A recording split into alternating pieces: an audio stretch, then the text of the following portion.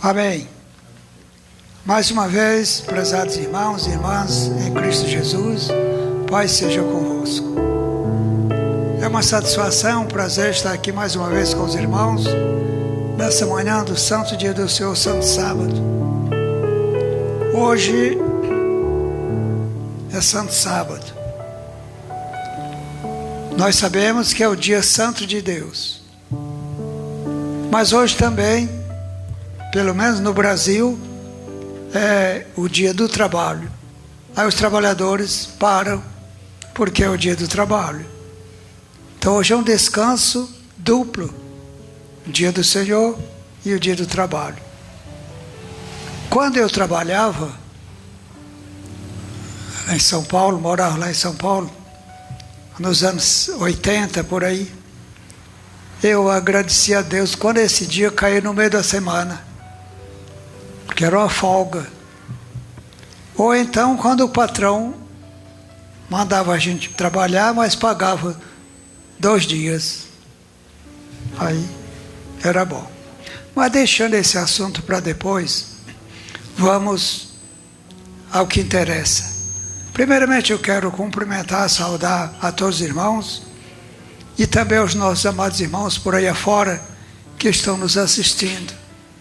Pelo menos lá em Brasília, em Goiânia, no Maranhão, em São Paulo, estão nos assistindo.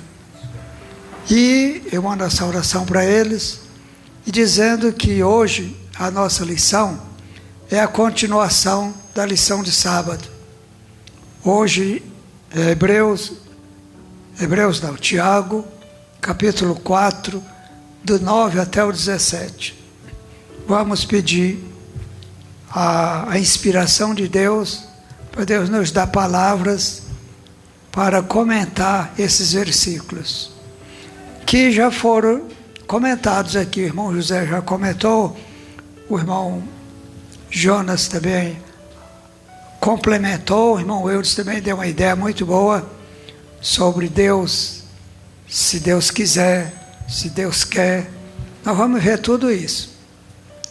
E aí então, vamos lá. Tiago 4, 9. Senti as vossas misérias, e lamentai, e chorai. Converta-se o vosso riso em pranto, e o vosso gozo em tristeza. Mas como é que é isso aqui? É uma lamentação completa. Esse texto todo é um sentimento só. Por quê? O apóstolo está dizendo para nós sentirmos as nossas misérias. E quais são as nossas maiores misérias? Senão o pecado. O pecado, Paulo diz que ele de perto nos rodeia. Se ele está aqui ao nosso redor, é uma das misérias grandes que nós precisamos ter cuidado com essa miséria. Pois bem, e lamentai. Lamentar por quê? Porque somos frágeis, somos humanos, e volta e meia a gente cai na cilada do pecado. Muitas vezes a gente não quer, mas pela fraqueza cai no pecado, né? Então lamentai e chorai. Converta-se o vosso riso em pranto. Ah, se nós soubéssemos o mal que sofreu Jesus por causa dos nossos pecados, nós procuraríamos viver uma vida praticamente sem pecado, porque foi o pecado que ocasionou a morte do Senhor Jesus. Mas, por outro lado também, ele foi tão bondoso, tão amoroso, que desceu do céu.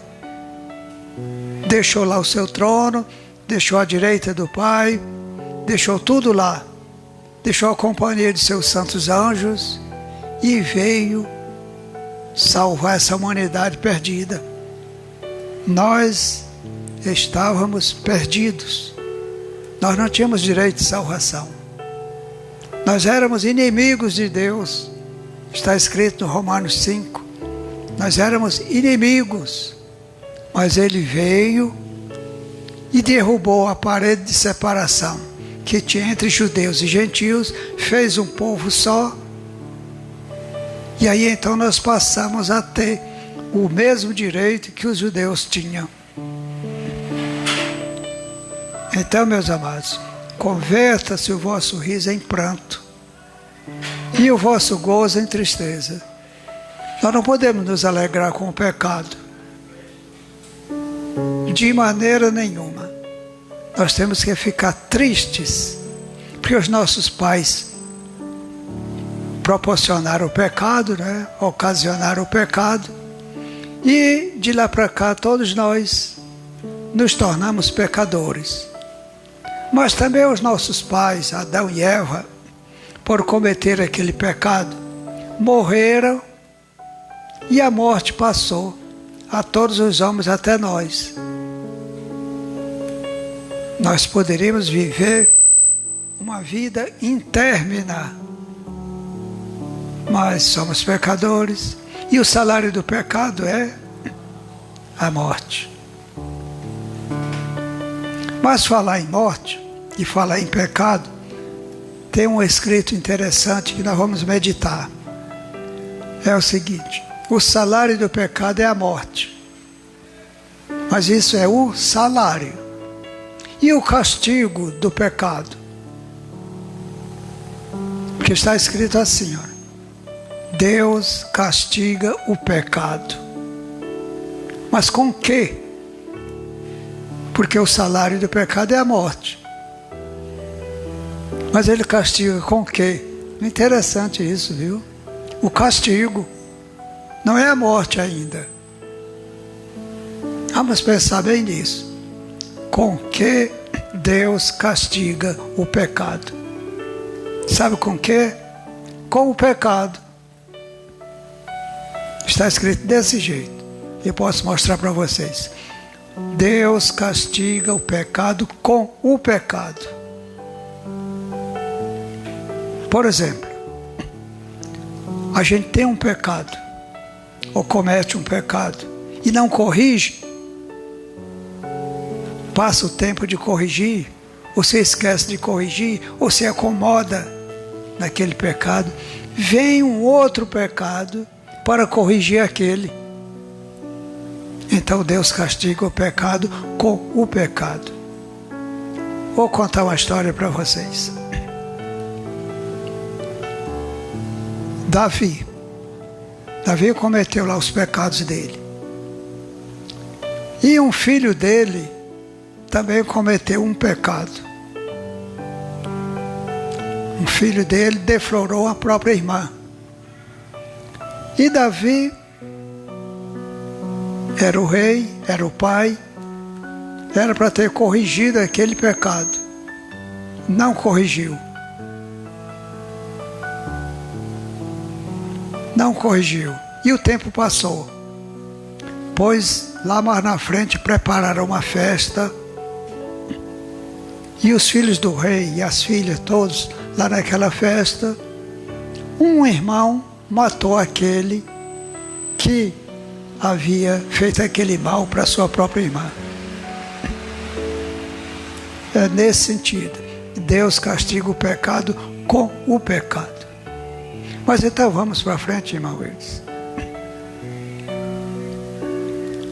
Versículo 10. Humilhai-vos perante o Senhor e Ele vos exaltará. Só quem nos exalta é Deus. Uma exaltação humana não vai servir de nada para nós. Você pode até se engrandecer, você pode até ficar cheio, ficar pensando que você é, mas você não é. Você é aquilo que você é. Você é aquilo que Deus lhe fez. Só. Agora, se você se humilhar na presença de Deus, aí sim, você vai ser exaltado. E por quem? Pela majestade dos céus. Deus vai lhe exaltar.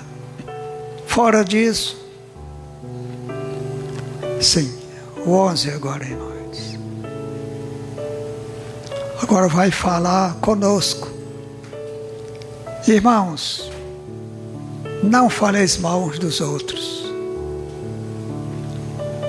Quem fala mal de um irmão e julga seu irmão, fala mal da lei e julga a lei. E se tu julgas a lei, já não és observador da lei, mas juiz. Então precisamos, como cristãos, ter bastante cuidado quando a gente faz julgamento das pessoas. Porque a pessoa hoje está errada como esteja. Amanhã pode estar se consertar. Mas se eu julgar logo a pessoa e achar que não tem mais jeito, não me compete. Não é da minha competência fazer esse julgamento. Deixa que Deus faz. Se eu faço isso, eu estou falando mal da lei. Porque no final, todos sabem, no final nós vamos ser julgados pela lei. Vamos ver aí, irmão Edson. 2,13. Deixa eu ver se é 2,13. Tiago 2,13.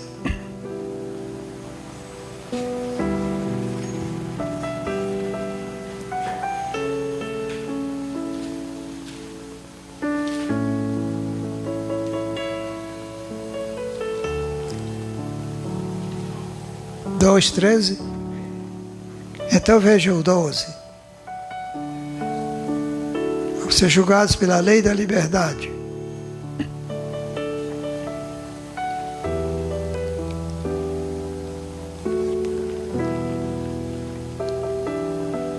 Sim. Está aí. 2,12.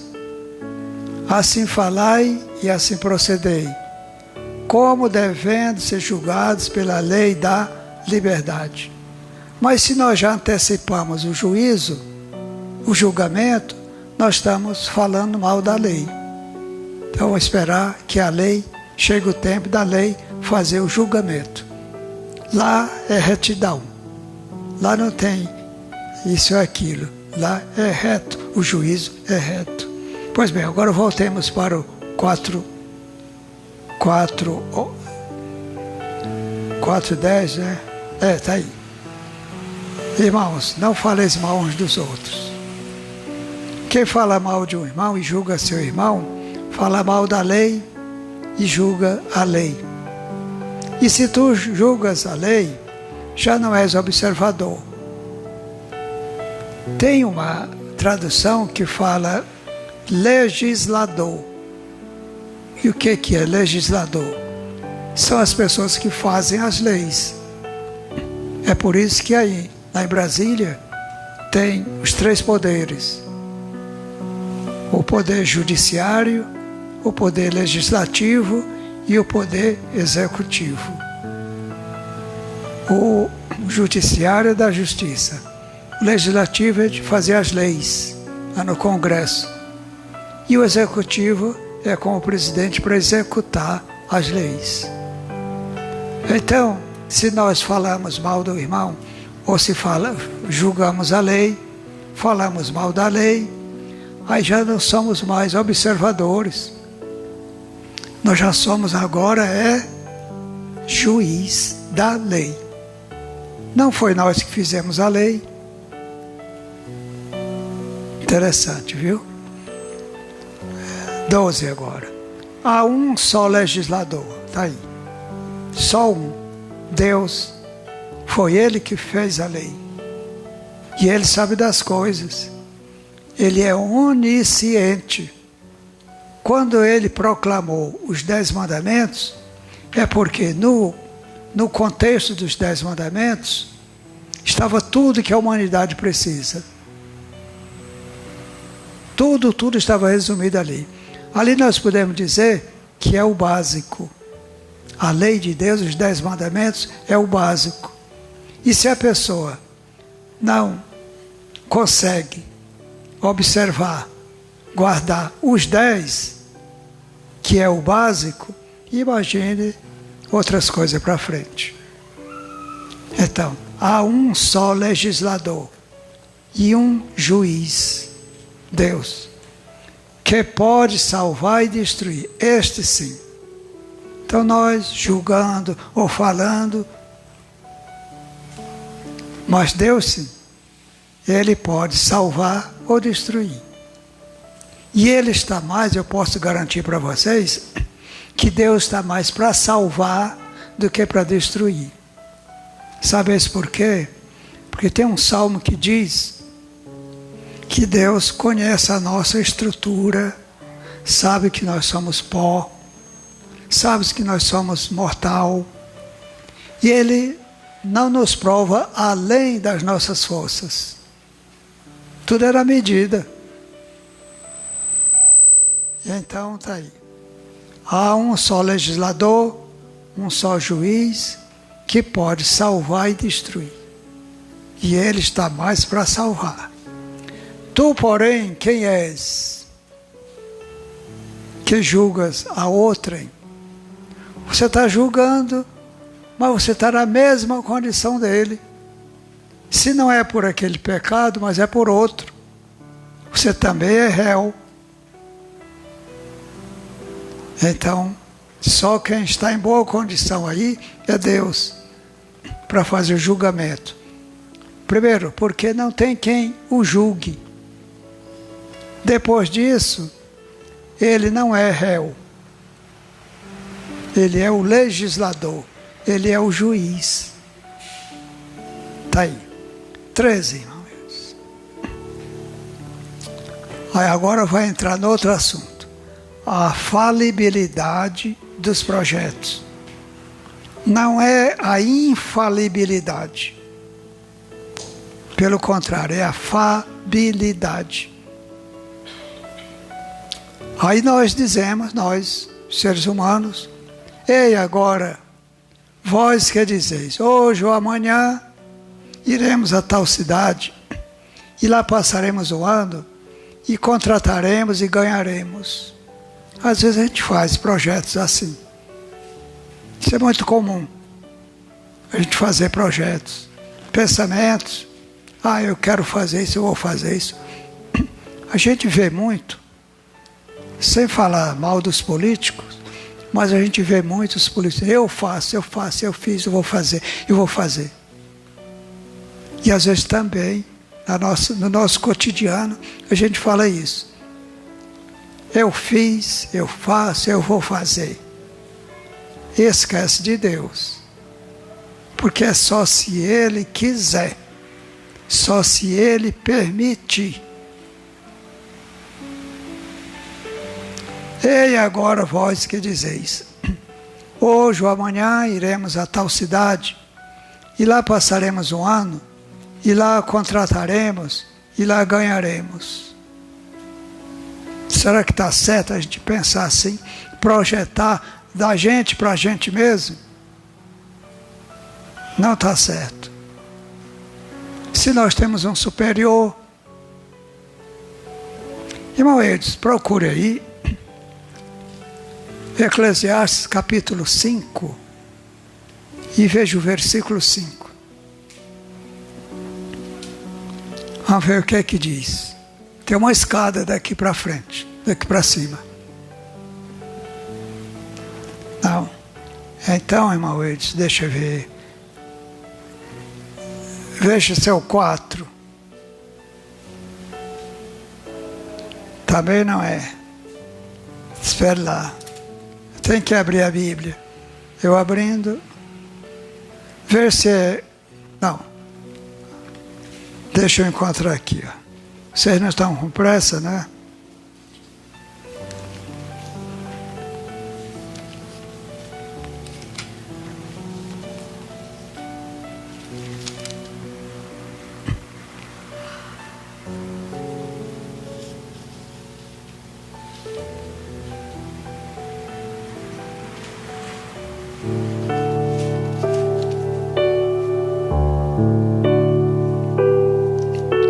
Vamos encontrar esse texto porque é interessante.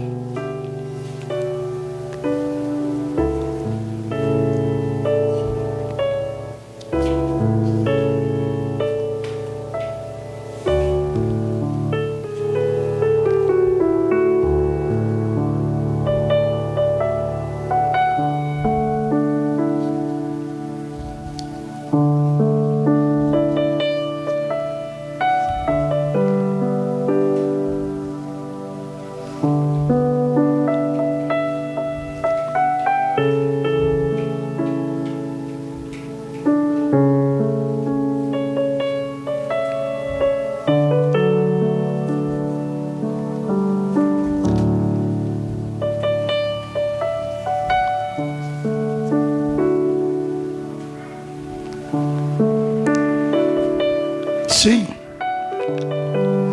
É tudo marcado aqui. Não tem jeito. É 5:8. Vocês podem conferir aí. É um texto muito interessante. Aqui está dizendo para a gente não ir fazer projetos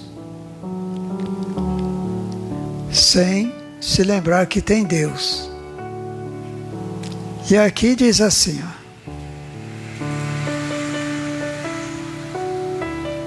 Se vires em alguma província opressão de pobres e a violência em lugar do juízo e da justiça, não te maravilhes de semelhante caso.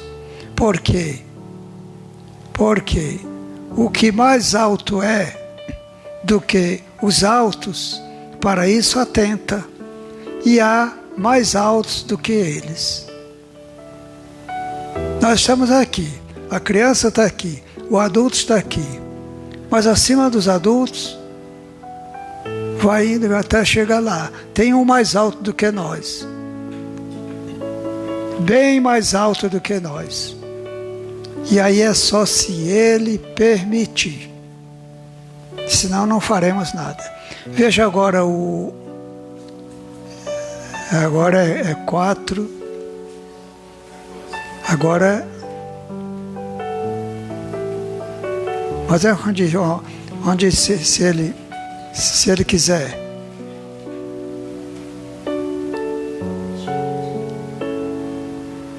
Sim, está aí. Digo-vos, se é da gente fazer projetos assim, sem colocar Deus na frente, Tiago aconselha: digo-vos que vós não sabeis o que acontecerá amanhã. Ninguém sabe se amanhã está vivo ou se está morto. Porque que é a vossa vida? O que é a nossa vida? É um vapor que aparece por um pouco e depois desvanece. É como essa lâmpada, está acesa. Na hora que o irmão eu desligar, ela apaga. Então o que é a vossa vida? É um vapor que aparece por um pouco e depois desvanece. Então, agora o seguinte.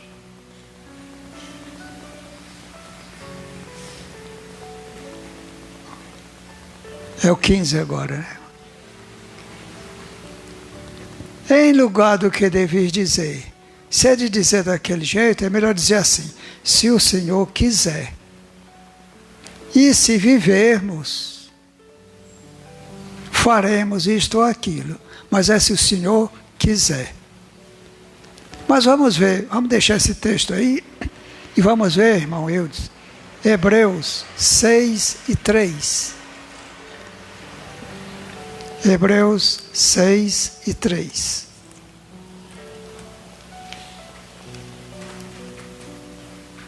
Está aí. E isso faremos se Deus o permitir. Se Ele não permitir, por isso, não vamos nos alargar nos nossos pensamentos, nos nossos projetos, sem pedir o apoio de Deus. E isso faremos se Deus o permitir. Qualquer coisa na nossa vida, se Deus não permitir, você não faz. Agora, se Ele permitir, você faz até mais do que você projetou. Mas vamos ver mais ainda nesse assunto aqui, nesse contexto. Vamos ver na oração que Jesus ensinou, a oração. Vamos ver como é que ele diz com relação a essa parte aí. Veja aí São Mateus 6 e o versículo 10. São Mateus 6:10.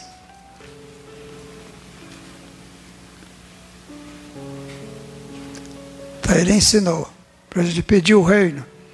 Pai nosso, estás nos céus, santificado seja o vosso nome, venha a nós o teu reino.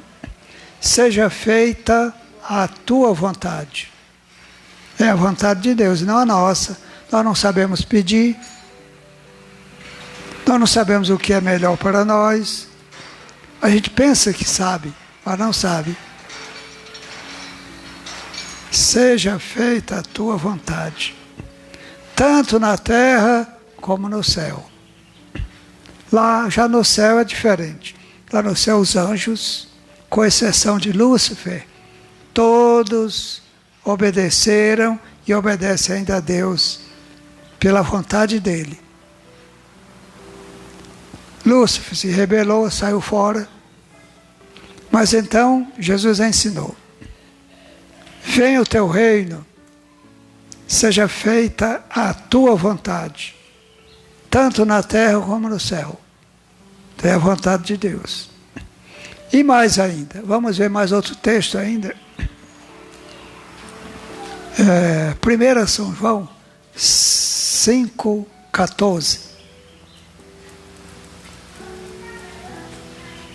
1 São João 5,14. Está aí. Nas epístolas de São João, ele ensinou isso. E esta é a confiança que temos nele, em Jesus. Que, se pedimos alguma coisa segundo a sua vontade, ele nos ouve. E quando ele não nos ouve, porque não é da vontade dele. E nós devemos ficar conformados, porque ele é que sabe o que é melhor para nós. Então, é um texto muito interessante. E esta é a confiança que temos nele, que, se pedirmos alguma coisa segundo a sua vontade, ele nos ouve. Então, voltemos à questão lá. Se Deus quiser. Irmão, hoje contou a história da outra pessoa que disse: Deus quer. Deus quer. Deus quer. Deus quer sempre fazer o bem. Deus só quer fazer o bem. Agora, nós, seres humanos, é que não estamos preparados, nem nos preparando para receber esse bem. Porque é como aquela palavra, olha, aquela palavra de Jesus assim. Jesus disse: quando eu for e vos preparar lugar, virei outra vez. Mas antes um pouquinho ele disse: na casa de meu pai há muitas moradas. Se não fosse assim, eu vos teria dito: vou preparar-vos lugar. Ora, mas ele acabou de afirmar que na casa do pai dele lá em cima, nosso pai, existe muitas moradas. E como é que logo em seguida, no mesmo texto, ele diz: quando eu for e vos preparar lugar. Então, as moradas já existem. Nós, seres humanos, para irmos para lá, é que Ele está nos preparando. Nós também somos casas, nós também somos moradas. Então Ele está nos preparando aqui para nós irmos para lá, porque as de lá já existem. Irmão José, tem cuidado comigo, com a água.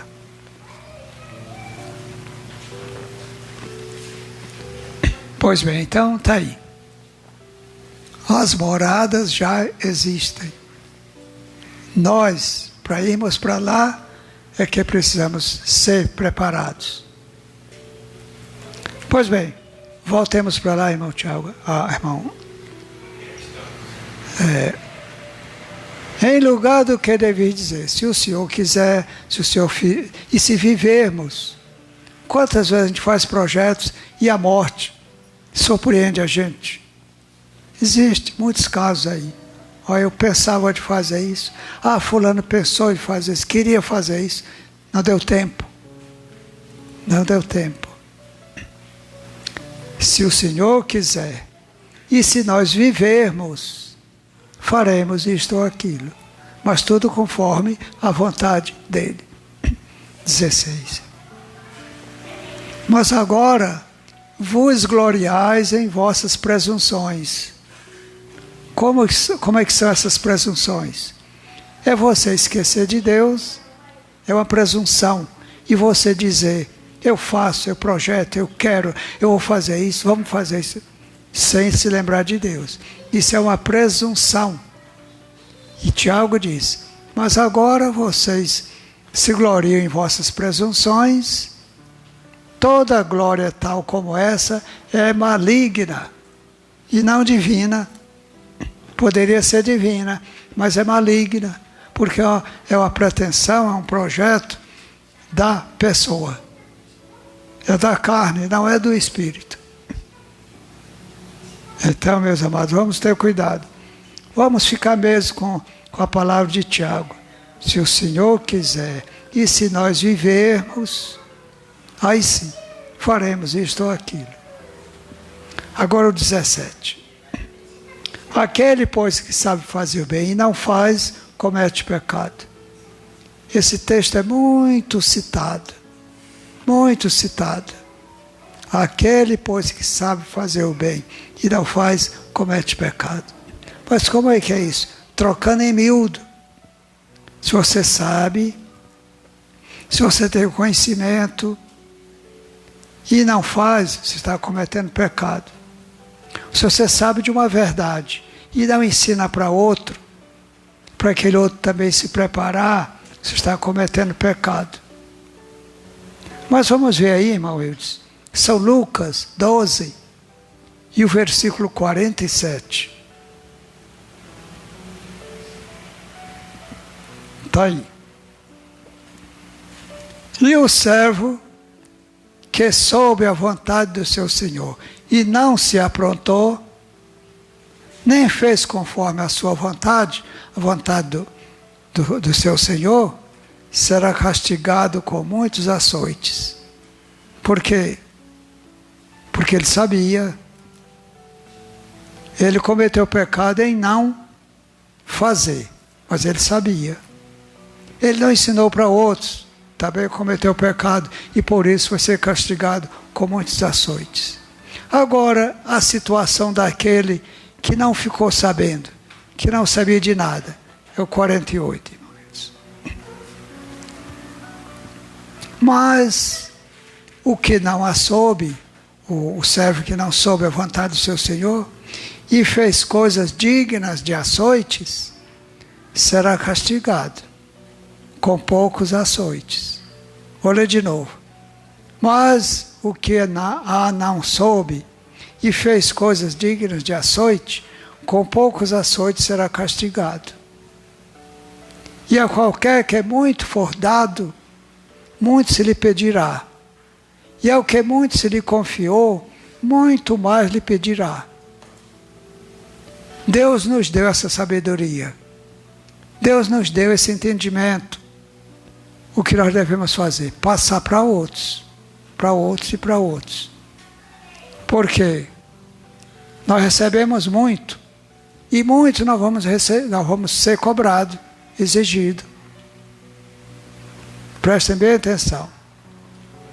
E a qualquer que muito for dado, digamos, conhecimento, entendimento, muito mais lhe pedirá, porque ele tinha um conhecimento. E ao que muito se lhe confiou, muito mais lhe pedirá. Deus tem nos confiado toda essa sabedoria, todo esse entendimento. Então, se não fizermos uso desse entendimento, dessa sabedoria que Ele nos deu, vamos ser cobrados. E cobrados com muitos açoites, porque nós sabíamos e não passamos para outros, para despertar outros para a verdade eterna. Muitas pessoas estão por aí afora, sofrendo, e vão perecer sem o conhecimento que nós temos. Então, nós não podemos sair fazendo uma campanha mundial, mas naquilo que estiver ao nosso alcance, devemos falar da verdade do Senhor. Devemos falar desse entendimento, dessa sabedoria. Deus nos deu. E tem uma palavra de Jesus que diz assim: de graça recebeste, de graça dai. Eu tenho esse compromisso comigo. De graça recebeu, de graça dai. Pois bem, meus amados, vamos ficando por aqui e até o próximo sábado, se Deus assim nos permitir. Amém? Fique com Deus.